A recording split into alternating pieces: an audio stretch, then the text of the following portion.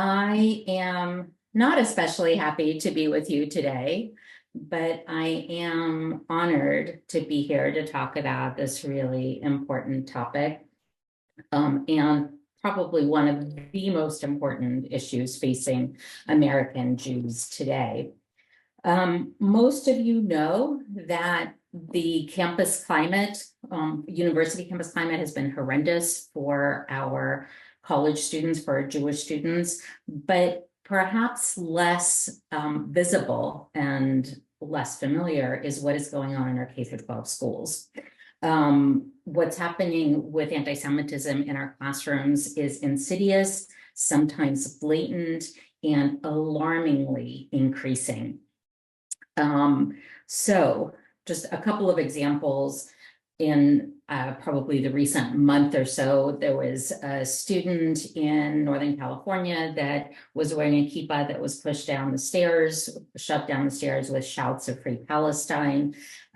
Teachers are regularly organizing walkouts from classrooms with Jewish students that want to remain behind in the class being bullied afterwards, both on social media and so on. Gary, you might want to mute yourself just because it's going to interfere.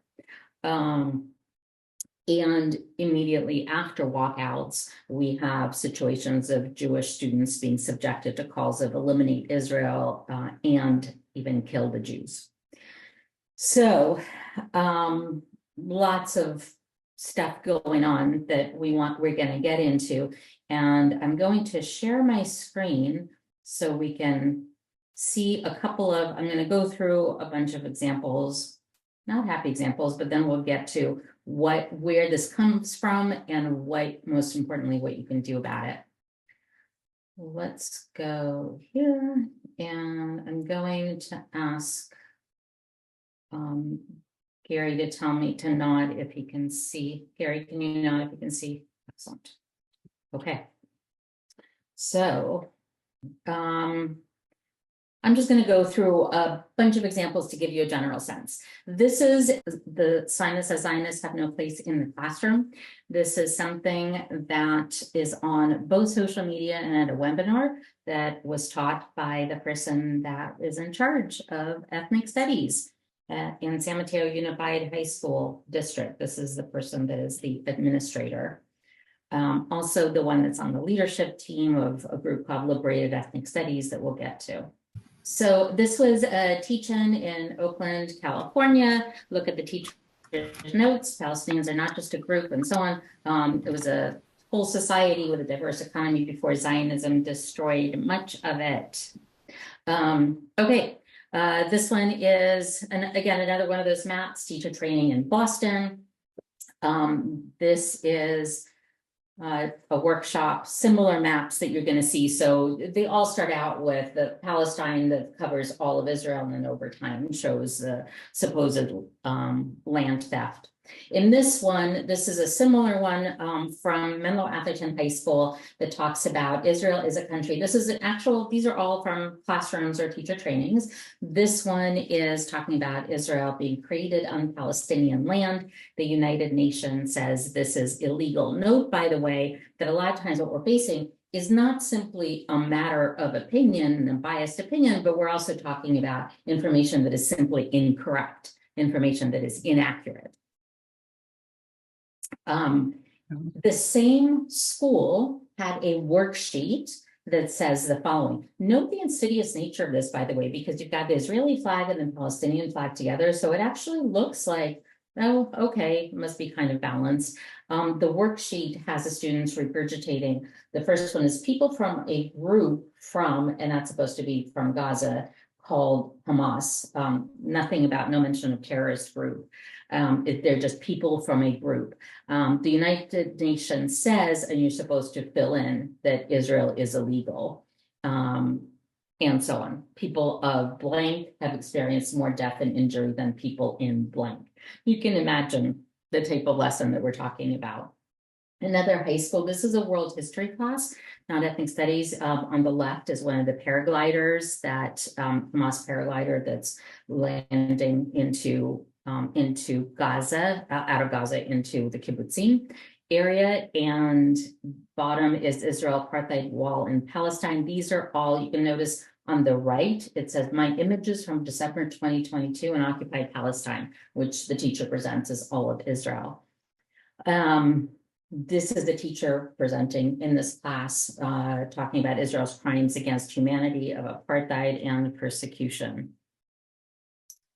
San Francisco Unified School District sends a resource guide for all of its social studies teachers. So 30 plus schools in the district, all the social studies teachers received this toolkit, this resource guide. You can see Israeli terror. My central argument is, contrary to the standard methodology, especially in Israel, Israeli terrorism has been significantly worse than that of Palestinians. And talks about this Israeli mythology that needs to be overturned. So why in the world is this happening? Where is this coming from? The foundational text is, some of you may be familiar with this, this entire ideology that we're dealing with is called the pedagogy of the oppressed. Note one of the latest book covers for this book. It's a rifle with a pencil. Just look at it for a moment to understand what it's saying. It's a rifle with a pencil on it. This is the image that it's getting across to teachers and to educators in general. This is what the nature of the ideology is here that we're talking about. So step back for a second. What do we think? There's a subject called ethnic studies. What do we think ethnic studies should do? Whatever, when you think of what ethnic studies is, before you knew anything about it, you probably thought it's something to build understanding, mutual respect, to emphasize contributions and accomplishments of different ethnic groups, encourage open inquiry, and so on. Instead, we get something called liberated ethnic studies. That's the thing that is based on that ideology. This is literally from their website, student objectives for grades 3 to 6. Take a moment to look. So third graders are learning to understand and critique the relationship between white supremacy, racism, cis heteropatriarchy, capitalism, and so on, and other forms of power and oppression. And they're learning to challenge imperialist, colonial, hegemonic beliefs, and so on. Some examples of what this means from the classroom. So what does it mean to talk of power and privilege? Some of these are examples. So some groups, this is directly taken from lessons throughout the country. Some groups are socially allowed to be more powerful: teachers, police, parents, and their accumulation and uneven distribution of power comes at the expense of other groups. That book that I just showed you, Pedagogy of the Oppressed, there are assignments that are in there directly for students, so not just for educators. And it poses questions to students like, what role does school play in making us act oppressively or want to be oppressors? Who created this hegemonic norm, and so on. Now, note that many of you, myself included, might think that there's nothing wrong with exploring different aspects of the reality that we live in today, different political aspects, having different political perspectives and exploring these. But the difference is that this is almost 100% of what is taught in some of these classes that are called liberated ethnic studies throughout the country. A worksheet. This worksheet on the left includes things like race, ethnicity, gender, socioeconomic status, sexual orientation, religious or spiritual affiliation, and so on. Really surprising, because these are not things that we're supposed to be forcing kids to share with everybody. The kids are supposed to go through and for each one name whether they are an agent or target. Are they an oppressor or a victim? So we have this victim oppressor ideology that we see coming through in every little topic including these worksheets that the kids are filling out. The last column is relatedism. And so you see a bunch of different things that come out if you are a target or a victim of whatever it is. You've got the various names so the kids can be sure to name in the way in which they are a victim.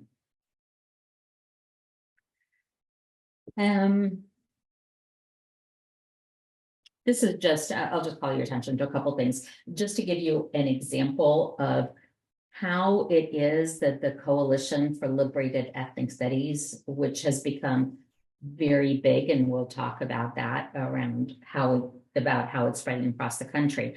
They will say themselves that they are not talking about multiculturalist approach to teaching the history and talking about contributions of minorities and so on. They are saying that it is specifically the study of resistance to oppression, and they talk about the centrality of the Palestinian struggle for liberation. So the last sentence you'll see, as such, ethnic studies explores connections between settler colonialism in the United States and around the world, and including the Palestinian struggle. So this is like, this paragraph here is sort of the seminal summary of what liberated ethnic studies is, this thing called liberated ethnic studies. For those of you that ask the question that many teachers do when they come across this, but isn't this very one-sided and isn't this very political and politicized? The answer from one of the educators who does teacher training is that, and this is a direct quote, the teachers must be grounded in the correct politics to educate students in order to do the work of tackling the white colonialist regime of the US as a parasitic system. One of the best ways that I think to look at different ideologies is to look at who do they hold up as their role models. And so the role models that you will consistently see in this ideology, let's call it liberated ideology, because it's not just liberated ethnic studies, it's liberated ideology in general, are some of these figures here, like Oscar Lopez Rivera, who led a paramilitary Marxist organization responsible for over 100 bombings in the US. So these are the role models that are held up as models, but here's who's not. So if you look at a list, for example, of a draft, long story, the Ethnic Studies Model Curriculum, those of you that are familiar with it, called the ESMC, was the basis of this liberated ethnic studies. So in it, there were 154 what they call important historical figures among people of color, 154. Not showing up, entirely omitted, are Dr. Martin Luther King Jr., John Lewis, Thurgood Marshall, Rosa Parks, anybody that you would really, honestly, anybody that you would imagine will be in there, you won't find. Which prompted, by the way, the speechwriter and advisor to MLK, whose name is Dr. Clarence Jones. You may have heard some of you may have heard him speak. He actually did an ad in the last Super Bowl talking about anti-Semitism. People like he say they are writing in a plea for moral reasoning and decency, and for respect for truth and accuracy. So there are other people than Jews that are pretty horrified about what they're seeing. What does anti-Semitism have to do with all this? So we've got this ideology, not good in general. So I think we can all agree that the classroom is not the place for promoting, for indoctrinating into a particular ideology. But then layered on this is, what does anti-Semitism have to do with all of it? So there's this misguided correlation between economic success and one's oppressor status.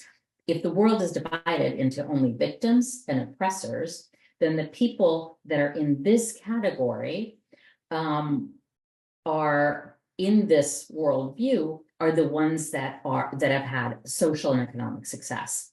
And that's how you get this particular pyramid that starts with talking about ending white privilege, starts with ending Jewish privilege, and who's at the very, very top? The Jews. Okay. Now, why Israel? specifically. So the ideology has its roots in the Third World Liberation Front that began in the 1960s here in San Francisco, California. We're very proud. And that became the basis of liberated ethnic studies and the liberated ideology.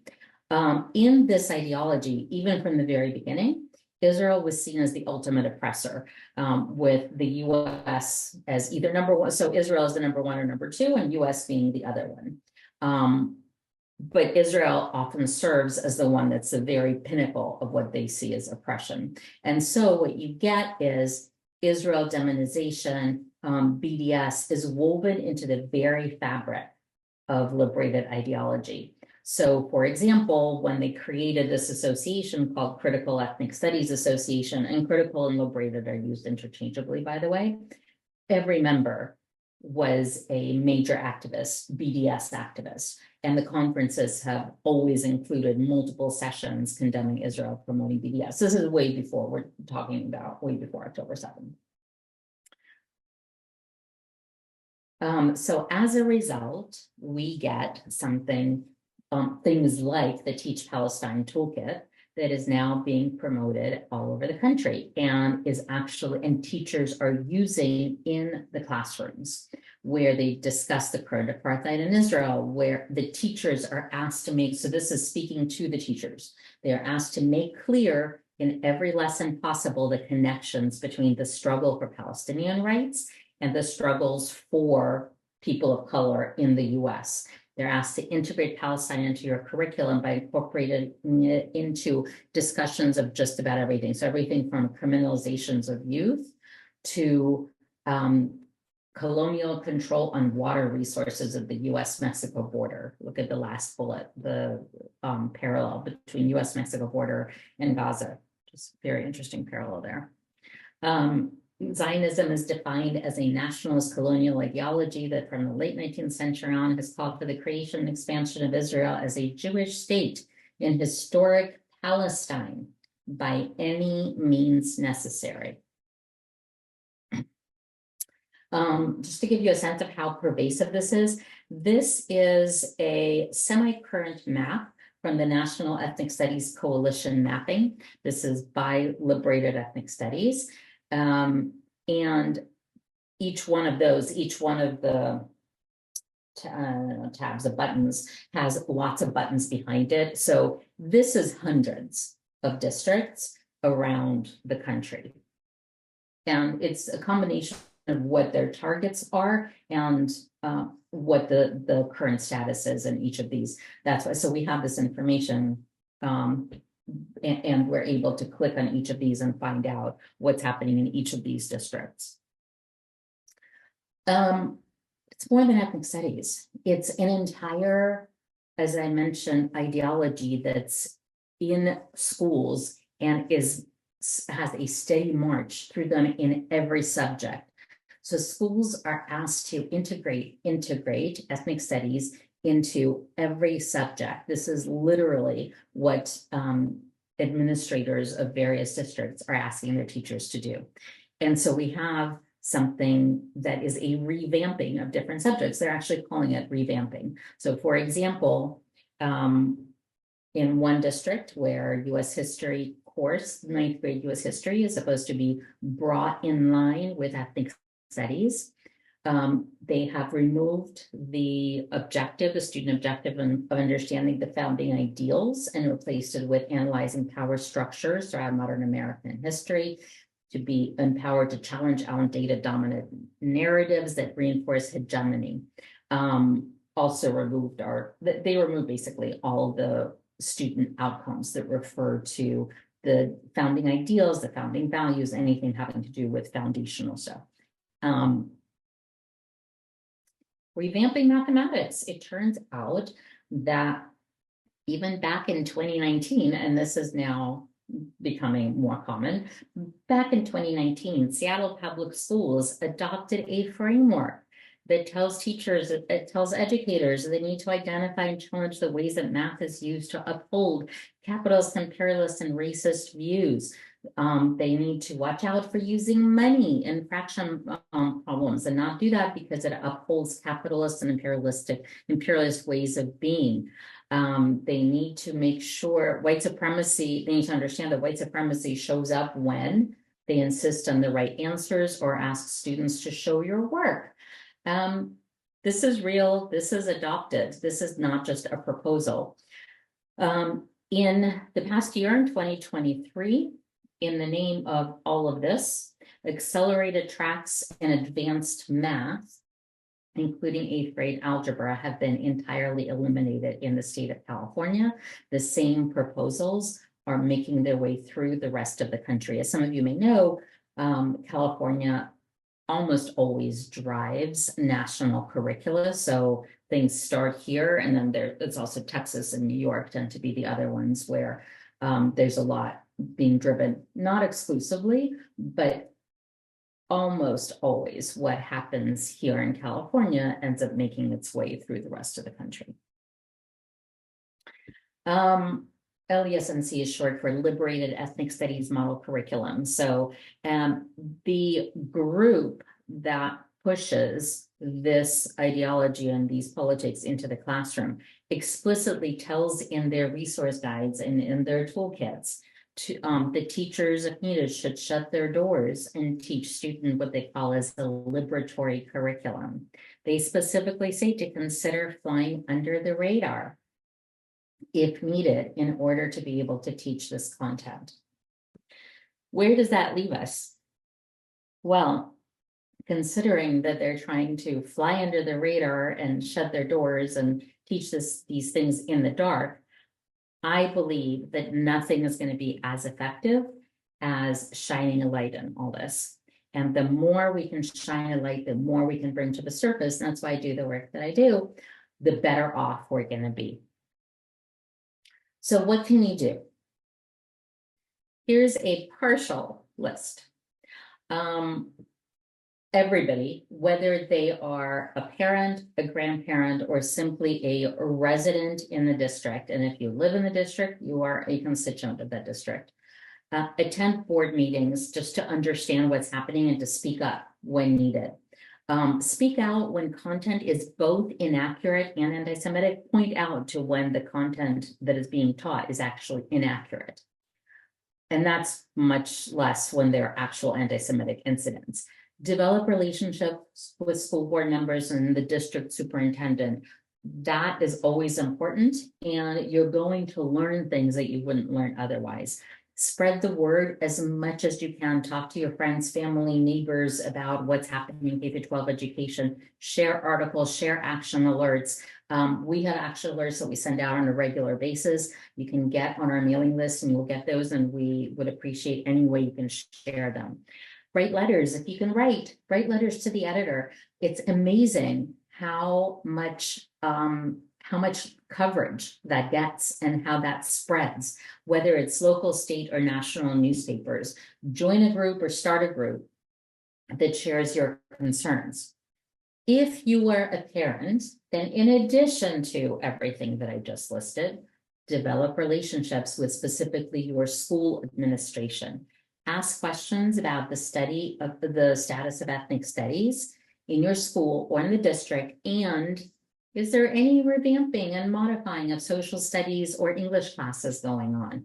Who's providing the training? What districts are they using as models? And we can help you actually process all this information if something is not obvious to you. Talk to teachers and administrators to be sure to share your concerns, either specifically about specific cases or generally. And again, to parents about spreading the word. It's different when it's one thing when non-parents talk to others, their neighbors, their family. It's another thing when you have parents talking to each other and spreading the word and asking, have you experienced anything like this, and comparing notes. Join district and school curriculum committees. I know this isn't for everybody, but it is surprisingly easy to do so in many cases. If you can get a lot of mileage out of that, a lot of information. There is now, as of, I think last week, there is a hotline We are working with the ADL and with Brandeis Center. This hotline is something that is used to report anti-Semitic incidents or problems and lessons, and they then triage and figure out where to direct different issues. Okay, I am going to stop sharing. Just so you know, this is, if you want to take a second, and we can actually maybe share, you can forward, whoever is registered can also receive this information so that you don't have to be frantically writing it down. We can get the email out. So I'm going to stop share and we can ask questions. Does everybody understand what's wrong with that fake map of Palestine? I encountered it at a meeting I went to from the Quakers on Beacon Hill, and had a knockdown, drag-out fight with their speaker, explaining what was wrong about it and why her whole premise. But I used her map against her. Does everybody understand that? There is no Palestine. No. I mean, the origins of it, that it was communal land, not Palestinian, the origin of the, I shouldn't be having to talk to this group about it, but you know what I'm getting to.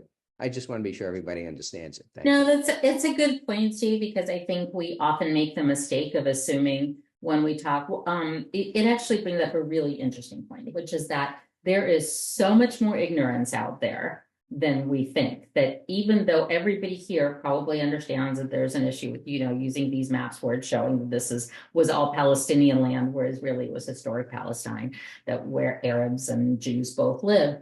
But when you go to explain this, whether it's to friends or to teachers or to administrators, assume they know nothing. Nothing. I am regularly shocked by the blank stares we get when we say, this is just downright anti-Semitic and offensive. And, from the river to the sea, Palestine will be free. Some of you probably read that article about the idea that a large proportion of college students have no idea which river or which sea when they're chanting that. Well, it turns out most administrators don't either. So just assume people know nothing. I am going to ask, I know that some of Adrian, I'm going to ask you because I see your hand, but I'm going to ask everybody else to please go ahead and answer to enter your questions in the chat, because it's too hard to see people's hands being raised since there are too many screens. Adrian, go ahead. How long has this been going on? And can you trace it to who and where it started, and why aren't the principals held culpable? I'm sorry, say the last one again. Why aren't the principals held culpable? Oh my gosh, you just summarized all the best questions, didn't you? Okay. It started decades ago. So it started in the 60s with that ideology that I was talking about, the Third World Liberation Front. This stuff has been in college ethnic studies courses for decades now. Starting from, let's say, the mid-60s, it has been in college ethnic studies. People just weren't really aware of it. And it's very much open about the fact that it's relying on a particular political ideology. For decades, the academics that, by the way, call themselves scholar activists, they don't consider that a problematic term. They are very proud of it. They call themselves scholar activists. They have been trying to get this into K through 12 for decades now. The turning point came with the murder of George Floyd.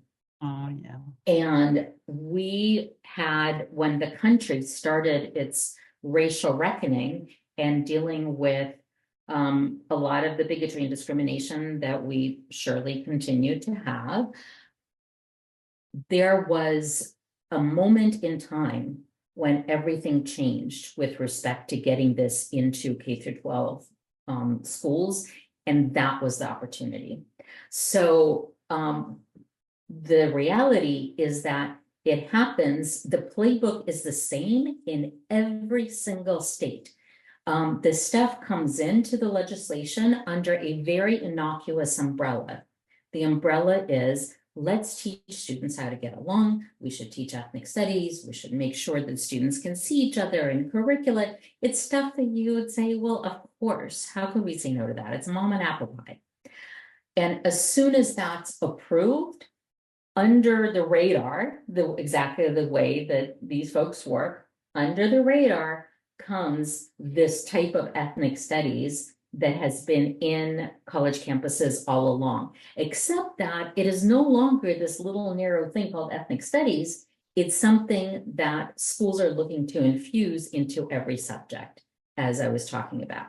Now, your other question about why are principals not doing anything about it? Why are administrators not doing anything about it? There are multiple layers to it.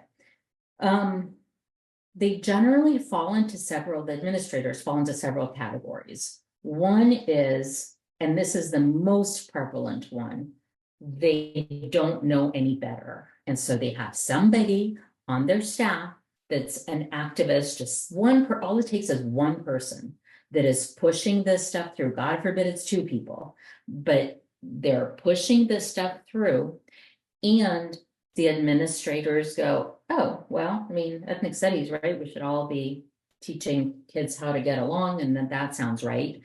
And they're just not paying attention. They fall into this unwittingly, and unless parents say, this is not okay, it's going to continue, because this is the path of least resistance, is for it to keep going. The excuse me, the other category is administrators that are actually on board philosophically. And for those, it's not necessarily that they would push it themselves, because it's unlikely that they would be in these excuse me, positions, at least at this point, if they were truly, if they truly believe that education should be this politicized. But if they are on the same page politically, they're on the same page in terms of, yes, we should be doing this in classrooms, if we could, then that's much harder to fight. That is very, very small. That portion of administrators is tiny. And in both cases, what they respond to is shine a light and public pressure. The public pressure has to be more painful to teach this stuff than it is to not teach it. And that's our job as the public, to make sure that we see it and we don't want it. And I do strongly believe that this is something that's not only bad for the Jews, this is bad for every single student, whether they are a student of color or whether they're a white student, whether they're Irish or Jewish, it doesn't matter. It is bad for students to learn that they are either an oppressor or a victim. And if they're a victim, to learn that they will always be a victim. Nothing good comes from that. And the vast majority of people, when they actually look at what this means, what the stuff means, they're horrified. So we need to get the word out. Yeah. Elina? Yeah. I don't know if these messages are going to you, but I have 20 messages in the chat about questions. So Okay. So I think are you seeing those or not? I see some of them. Okay. So let's see. I'll take one. Does ACES focus only on Jewish issues in the classroom? We do not, actually. ACES was formed on the premise that, as I was saying, this is a problem for everybody. And so we do not focus on Jewish. It's just that since October 7th, it's come to the surface a lot more, but we focus on forming alliances with groups that are just as concerned about this, whether it be Free Black Thought or the Asian American Alliance, and working with them to bring this to the surface and to say no. Let's see, I'm looking, I can look at some of these. I can read them off if you want. I'll grab a couple here. Some of them I think we addressed. So how did this curriculum get approved? I think that's what we covered when I was talking about Adrian. What grades is this taught in? So it is taught, it's being pushed right now into K-12 in general. high school is the priority for them. So what we see is a strong movement for 9 through 12. In particular, 9th grade seems to be the most common. And in general, if you ask the question of what is it taking the place of, because if you know about high school students' schedules, you know that there's not much wiggle room in there. It is generally taking the place of world history, a semester of world history or a year of world history. So I would say if I had to pick one grade that's most common, it's the 9th grade, but really it's starting from kindergarten. Gary, you want to read one to me?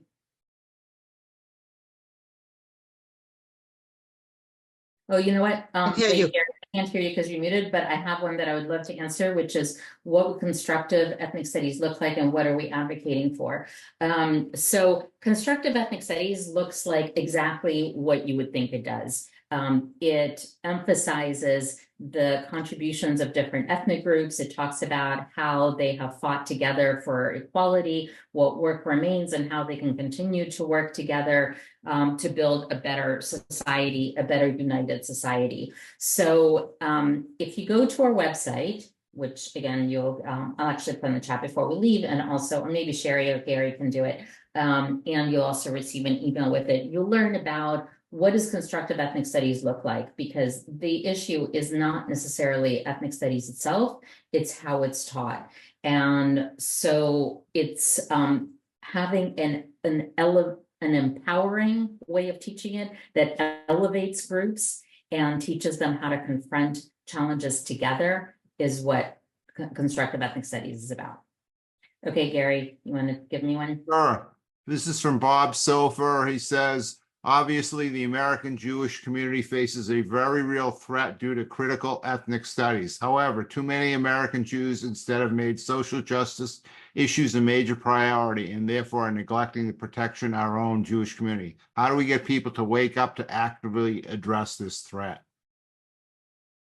I think it starts with ourselves. So I think the way you get people to wake up is each one of us, every single one of us has a responsibility. So that long list of things that you can do that I listed, you don't have to do each one, obviously. Pick something and do it. So how do we do it? We get started, we get going, we talk about it to everybody that we can, and go ahead and communicate with your Jewish organizations. If you think that our legacy Jewish organizations are not doing enough to address the threat, then communicate that with them. Explain your concerns and explain what you would like, what more you would like them to do. Okay, great. Let me read some of the others. My interactions with friends show me that Jews are not generally knowledgeable about wokeism and turned off by the subject. Sorry, Gary, was that with non-Jews? Yes. Yeah, so what, I gotta say, one thing that we're saying, so we started this work in 2019. And at the time that we started it, people thought that we were just being alarmist and that we were just saying, the sky is falling. And I have to be honest that we're not getting much reception. It was a little bit like pulling teeth. We are in a completely different situation now. And I'm not just talking about the Jewish community. I'm talking about the non-Jewish community, or non-Jewish communities, plural, because people are starting to see more and more of this crazy stuff that's entering the classrooms. So some of the examples that I gave you, we have tons of those, and they are completely pervasive.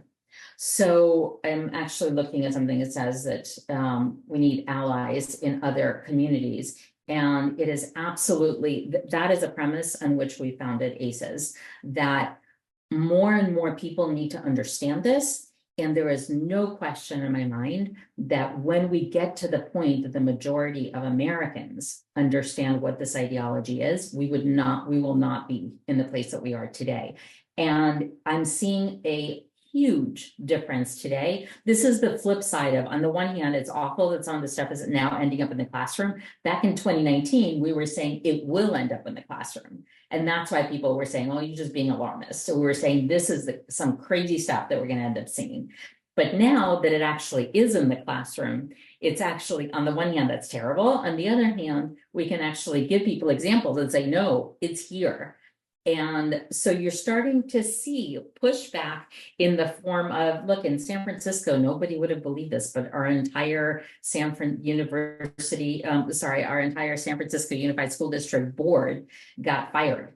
And people voted them out and voted a new board. So things are changing, and it won't be overnight, but it's going to take all of us.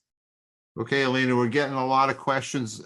Thank you for staying and talking with us and sharing your knowledge. How does DEI staff relate to liberated ethnic studies? The same Yeah. thing.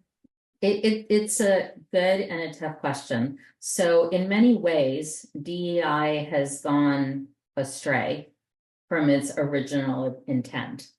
And we could probably do not only one, but several sessions on just this alone. How has it happened that we are where we are with respect to DEI? They are connected in terms of the general ideology, but because we are both limited on time and it's a little bit outside of my expertise, I'm going to dodge that question and apologize that I'm doing so, and suggest that maybe this is something that MAST will consider doing in the future, doing a study of specifically DEI and how it connects to the Jewish community, because there's a lot to explore there. Okay, how much of the anti-Zionism is coming from oil-rich Middle East countries? You know, we get that question a lot, and I have mixed feelings about it. On the one hand, there is no question that on college campuses, there's been lots of research done that on college campuses, a lot of this is driven by Saudi Arabia, by Qatar, by UAE. It's coming from places that are outside of the US, and that a lot of the SJP, the Students for Justice in Palestine, a lot of those activities are definitely funded outside of the US. On the other hand, I will say that what we're seeing in K through 12 really truly is driven by ideologues. It is people that believe that education needs to be all about activism. It is people that say openly that our classrooms are battlegrounds. And that, while one can argue that, well, where did they get that education? Where did they get that training? They got it in schools of education, which are arguably funded in some ways by outside sources of the US. But in some ways, I feel like it's a distraction for K-12 specifically. For college campuses, I think it's different. For K-12 specifically, to focus entirely on where's the money coming from. It's definitely coming from some places that it shouldn't be coming from, and we have a lot more issues with it than that. Okay, a few more quick questions. Which Jewish and non-Jewish organizations, this is from Mike Richmond, is Elina Kaplan working with, and is she working with political and government agencies to stop this agenda? Okay. We work with lots and lots of organizations. I'll rattle off a few of them. We work with AJC, with Camera, with Stand With Us, with Brandeis Center, small and big organizations in the Jewish community. We work with, I mentioned Free Black Thought, CFER, which is Californians for I don't remember. They go by CFER Foundation now. It's a group that's mostly comprised of Asian Americans. We work with a Hindu group, several Hindu groups. There's really many of their dozens of groups that we work with, and we think that that's really part of the key of what is going to be our effectiveness. And in terms of state government, local government agencies, so we do work directly. We communicate directly with both the California legislature. I've had meetings with some legislators in Massachusetts. We've had some, and this is because this is all over the country. Although our focus has been California until about a year ago, we're starting to do more and more work outside of California. I think what we're finding is that there is a nervousness around touching anything that can make people susceptible to being called racist. And there is such a nervousness around that it's important, to say that we're not talking about saying that there is no racism, there is no discrimination. We're talking about a very particular ideology that doesn't belong in classrooms. B, to come in together with other groups. So it's not just the Jews coming in, and that's why we work with these other groups. And C, I think we're not going to see much change. This is my personal opinion. I don't believe we're going to see much change in either state or federal legislation until we get more people speaking out. I don't think we're far from it. I think it will happen that we're going to get legislation, but there needs to be a bit more of a critical mass that we currently have. We have a lot more, as I said, than we used to. We're still not quite there. Gary, I think since it's 6:04, here's what we should do. I suggest I take one more question, and then I'm not sure if here I'm going to put the info for how to reach me in the chat. Okay. Is info@calstudies.org, and there's also a website. And if anybody would like to reach out, please feel free to reach out to ask further questions. So let's take one more and then we'll Okay. Well, before I do that, I want to thank you so much. We learned so much tonight. It was wonderful. I love the discussion that we're having, and thank you for spending your time with us. It was wonderful. Here's a question from Gail Weiss. What is your organization doing to organize Jewish parents at various school districts? Are you inviting individual Jewish parents to participate, especially those who are not watching this webinar? In other words, how do we connect? Yeah, that's a great question to end on, because it has to do with, what are people doing? What can people do? We definitely spent a lot of time helping groups organize, because it's the same playbook. And it repeats over and over again. There are variations of it in different districts, but we know how this plays out in general. There's definitely a lot of both strength in numbers and strength in not having to reinvent the wheel. So yes, we definitely help groups gather and mobilize. We generally do not start our own groups. We're an all volunteer organization. So we are a 501c3, we are a nonprofit, but we are all volunteer, and there's only so much bandwidth we have. I would love to go in and organize parent groups in every single district in the US.